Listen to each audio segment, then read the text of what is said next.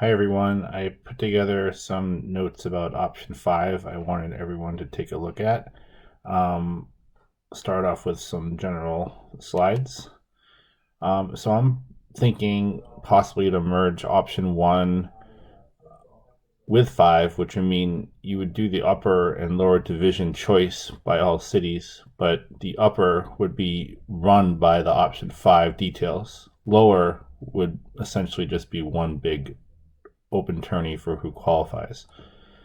I'm pretty adamant on sticking to eight A division teams and 16 B, and then if there's a balance of teams for a C division in the upper, and as I mentioned before, the lower division possibly could have a cap and should just be one tourney down there.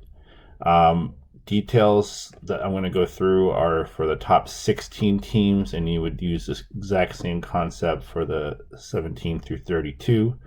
And then if option 1 comes into play, I strongly suggest a few rules get clarified that would be called differently in the upper and lower division. So as we talked about in the first call, we would schedule the day 1 pod play games based on prior year finishes. But you'll see as I demonstrate what those matchups are, I had goals of eliminating playing against teams from the prior tourney, adjustment and flexibility for city on city or regional conflicts, try to create some parity among the A division and top 8 from last year B division, set up scenarios for the third pod play game to ensure all teams are motivated to win. And on day 1, teams would only be playing with in last year's division. So I'll show you what that means. So for the first game, this is your typical from a quarterfinal to the final winner here. And I know this is slightly odd that I'm not labeling everyone's seed, but it's really more important to pay attention to where they were physically in the bracket.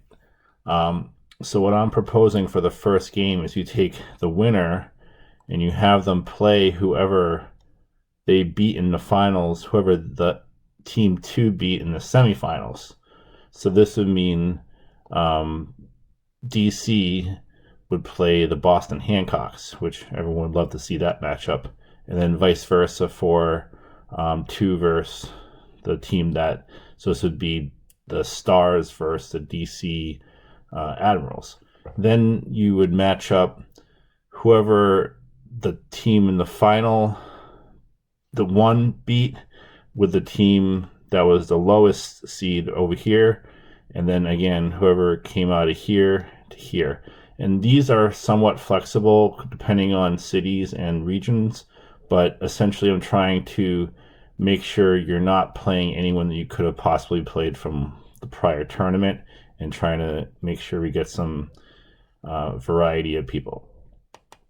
The next one is a similar concept, slightly messier with the lines, and try to bear with me. But again, the winner plays who the team that made it to the semis and lost beat. And it kind of goes the same way for here from the number 2 team. Again, ensuring you're not seeing someone who you've seen before.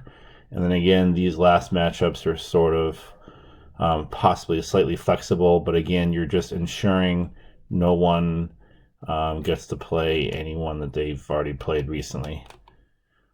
So to help us study that, I made a calculator that I'm going to show you next. But essentially, I'll come back to this slide. I'll show you the calculator first. So